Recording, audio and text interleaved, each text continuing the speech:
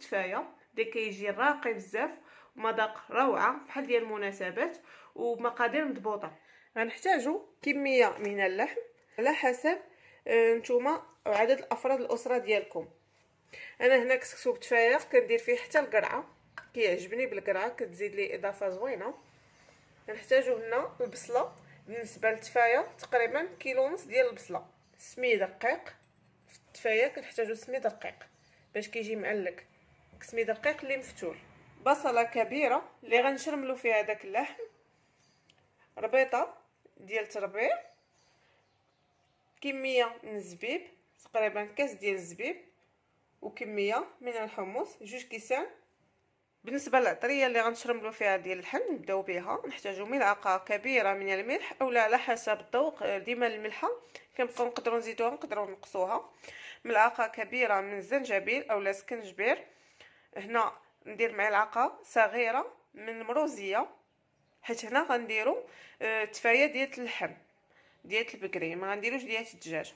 هنا ملعقه من الابزار وملعقه كبيره من الكركم.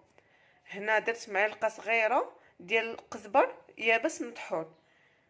غنزيدوا عليهم ملعقه صغيره من السمن، هادو غير اللي غنشرملو بهم.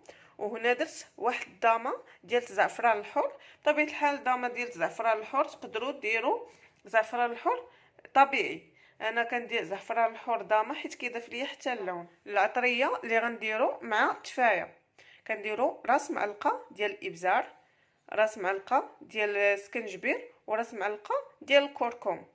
نديروا ايضا ضامه ديال الزعفران، غنديروا بسيبيسه، غنديروا ايضا عويدات ديال القرفه، حبات ديال الليل نديروا غير 2 حبات، ونديروا 2 نجيمات اولا باديانه. بالنسبه لديك التفايه اللي غنصايبو ايضا انا غندير واحد الساشيه ديال زهره البرتقال اولا الزهر، معلقه صغيره ديال القرفه ومعلقه ديال السمن. بطبيعه الحال غنزيدو سنيده في الاخير باش نعسلو ديك التفايه.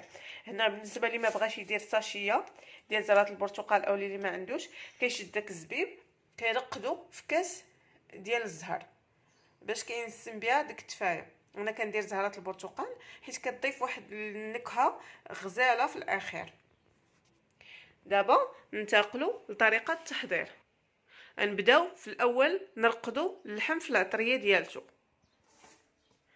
غنبداو باللحم ونشرملوه، غنشدو ديك العطريه ديال اللحم اللي قلنا الملحه والقزبر والسكنجبير والكركم والابزار وشويه ديال المروزيه وضامه ديال الزعفران اولا زعفران شعره وقليل ديال السمن.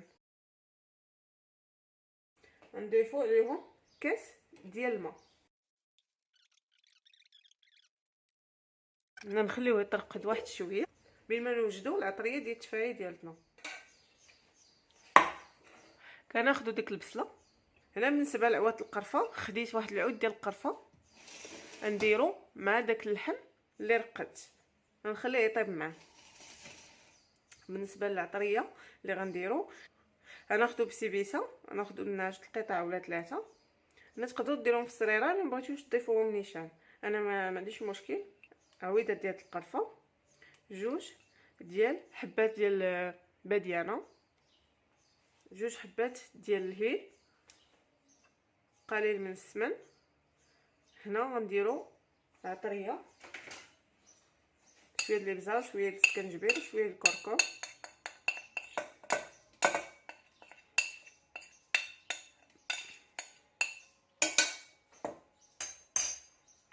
ونديروا ديك ضامه ديال الزعفران. هنا بالنسبه للتفايه ما نحطوهاش طيب دابا حتى نديروا اللحم يغلى لنا في الكوكوط. ملي يغلى لنا داك الماء ديالو غناخذوا منه شويه غنضيفوا على هاد التفايه ونسدوا عليها باش طيب وتسلق. بطبيعه الحال نزيدوا عليها شويه ديال الزيت، وحتى في اللحم غندير واحد كاس ديال الزيت مخلط ما بين زيت الزيتون وزيت المائده. نوريكم الطريقه اللي كندير. كناخذ الكسكسو كندير فيه الزيت، كنبداو نبسبسوه بحال هكا حتى تدخل ليه داك الزيت مزيان. انا هنا درت ليه قياس 4 كاس ديال الزيت. كسكسو حتى هو كيكون على حسب الكميه ديال افراد الاسره. هنا كسكسو من بعد ما بسبستو دخلت ليه داك الزيت مزيان. دابا غنبداو نضيفو الماء تدريجيا.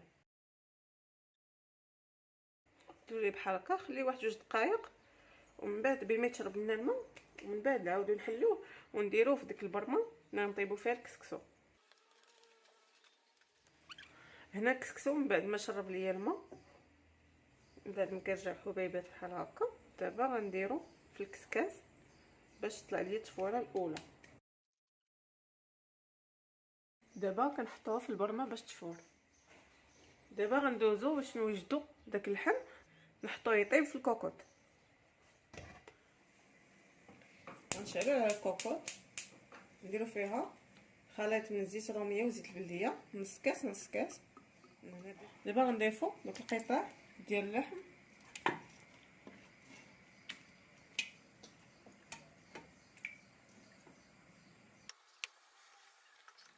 كنضيفو حتى ديك الشموله من الفوق، كنديرو البصله، كنخليوه يتشرمل تذوب لينا ديك البصله، ومن بعد نرويو عليها.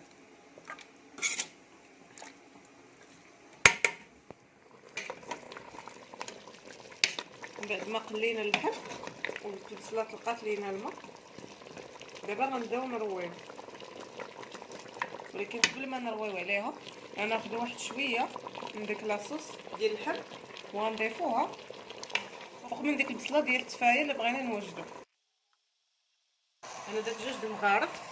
من بعد غنزيد واحد الكاس ديال الماء وغنسد عليها ونخليها تهبط ديك البصله مزيان.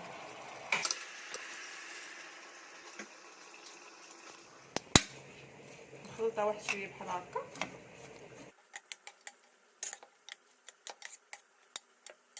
نطيو عليها ونخليوها طيب على خاطرها. هنا اللي عنده كوكوط صغيره يقدر يدير فيها ديك التفايه باش طيب دغيا.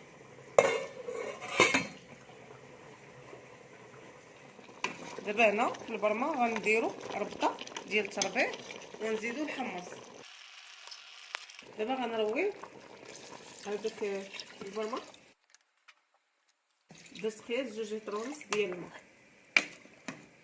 القياس اللي غيطيب ليا فيه داك اللحم وداك المريقه اللي غتبقى ليا باش تسقيو الكسكسو. هنا بالنسبه للكسكسو درت قياس كيلو وربع. نستناو عليه واحد شويه قبل ما يكمل في الطياب. نديرو ديك الطرف ديال الكرا بطبيعه الحال يقدر يديرها، اللي بغا يديرها اللي ما بغاش يديرها يقدر يستغنى عليها. دابا غنزلو داك الكسكسو. دابا غنبداو نرويو.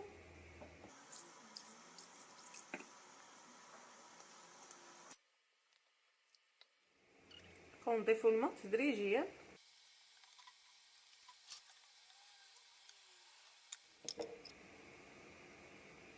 هنا درت قياس نص لتر، فايت شويه حتى تقريبا لتر ولا ربع باش حليت هاد الكسكسو. هنا قياس كسكسو كيف قلت لكم كيلو وربع ديال السميد عندنا. من بعد ما شرب ليا السميد داك الماء، هنا بطبيعه الحال ديروا السميد تقدروا تزيدوا ليه الماء وتبقاو تخلطوه حتى يتحل ويبدا يشرب الماء، اولا تخويو عليه الماء تخلطوه واحد شويه وتخليوه عاد تعاودوا ترجعوا تحلوه تفويره ثانيه.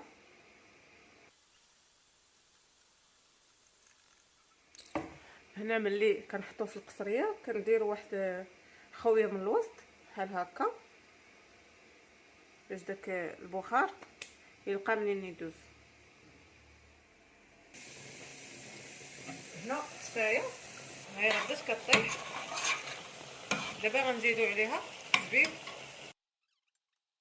التفايه ديما نردو معاها البال حيت دغيا كتبدا تشرب وتحرق من تحت، غتبدا طيح لكم البصله تبقاو تحركوها مره. ونزيدو عليها القرفه قياس نص معلقه صغيره. بالنسبه لديك ارزه زهر نخليوها نستناو شويه حتى تبدا طيح لنا اكثر التفايه اكثر من هادشي. عاد باش غنضيفوها هي والسكر سانيلا. نغطيو عليها ونبقاو نحركو مره مره، ما نغفلوش عليها باش ما تحرقش لينا من التحت. دابا غنضيفو الملح على حسب الذوق ديال كل واحد. دابا غنديرو الماء، كديروا الماء كتخلطوا واحد شويه وكتخليوه باش يتشربوا، من بعد كتبداو تطلقوه. هنا ملي كنزيدوا الماء كنزيدوه وكنردوا البال، كنحسوا بداك الكسكسو بدا كيتقى لينا بين يدينا ملي نبداو نهزوه. بالنسبه للتصفيره الاخيره تقدروا تخليوها حتى تبغيو تسقيو الكسكسو عاد باش ديروها. مع دابا شهر ديال رمضان غنخليوه حتى لوقت الافطار عاد باش نسقيوه. هنا من بعد ما شرب ليا داك الماء غنديرو في البرمه وغنديرو يفور تفويره ثالثه. ملي نديرو التفويره الثالثه ونخرجوه ديك الساعات نقدروا نزيدو معلقه ديال السمن، هي باش غنحلوه. هنا كنديرو واحد الثقب في الوسط باش دغيا يطلع لنا الفوار.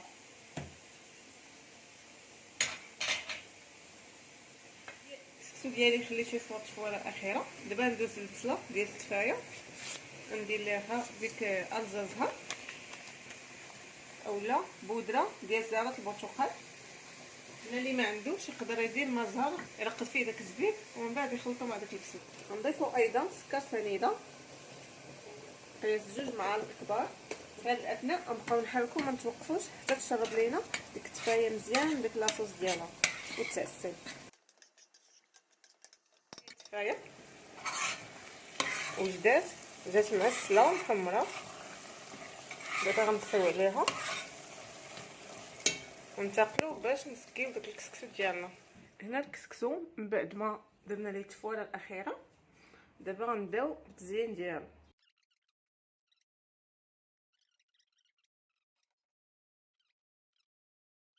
غنديرو الاصبع ديالنا باش نتاكدوا من انه شرب داك الماء.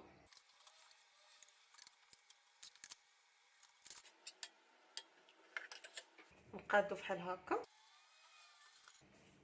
دابا غنزيدو الحمص، غنحطو قطع ديال القرعه. دابا غنزيدو التفايه، نديرو قطع ديال البيض،